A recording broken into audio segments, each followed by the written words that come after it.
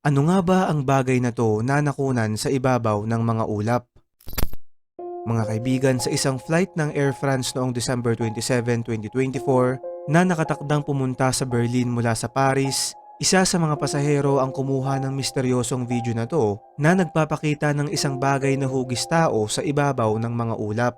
Nung mga oras na yon ay nasa 30,000 feet na ang taas ng eroplano at kung makikita nyo ay para itong isang hugis tao at ang nakakapagtaka pa dito ay meron pa silang mga anino. Alam nyo ba na noong unang panahon ay may mga kwento sa iba't ibang kultura na nagsasabing may mga nilalang daw na nakatira sa ibabaw ng mga ulap na tinatawag na Chachapoyas o Warriors of the Clouds.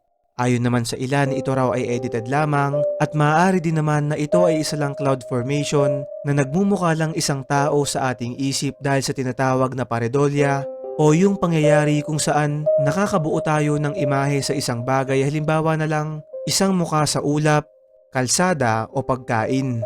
Ano sa tingin mo, kaibigan?